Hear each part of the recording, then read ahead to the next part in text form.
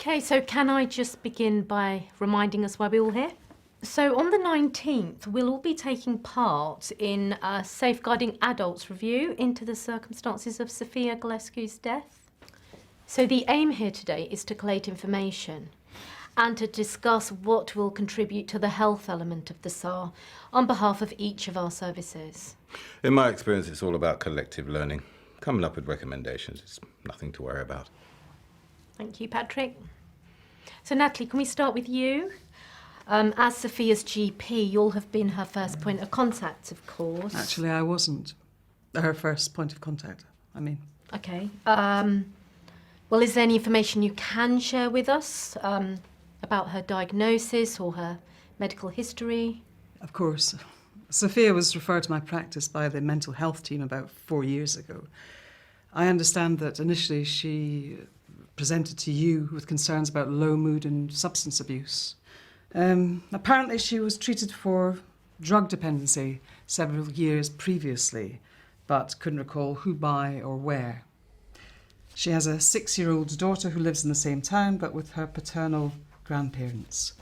No mention of a father, no ongoing relationships. Right, so could we have explored her domestic situation in more detail, do you think? It would have helped us understand her risk factors a bit better.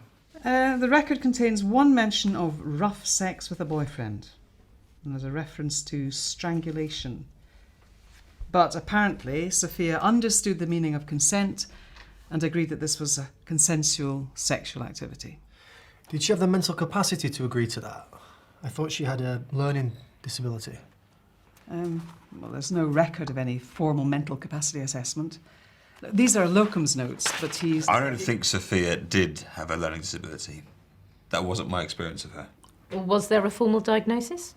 There was a query about a mild learning disability when she first registered, but no confirmation, no. Was there a reason you didn't look into that?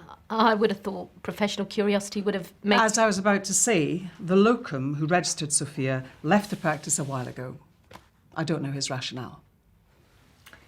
But it does look like we could have investigated a potential risk factor there. I'm wondering whether Sophia understood any of the advice our ambulance crews gave her. Where did this learning disability diagnosis come from again? I never saw anything. Does it matter? I mean, Sophia couldn't always communicate clearly. She didn't often understand what was being asked or what she was being told. But English wasn't her first language, and drug use can cause speech difficulties. I think we're going down a rabbit hole here. I mean, the point is that there's some gaps in the narrative. Now, who was Sophia's first point of call after she entered the UK? That would have been my service. So can you tell us how Sophia came to your attention in the first place, Peter? That might help us to fill in the missing parts of Sophia's story. Can we just take a break first, because I need to check with my boss about some confidentiality issues?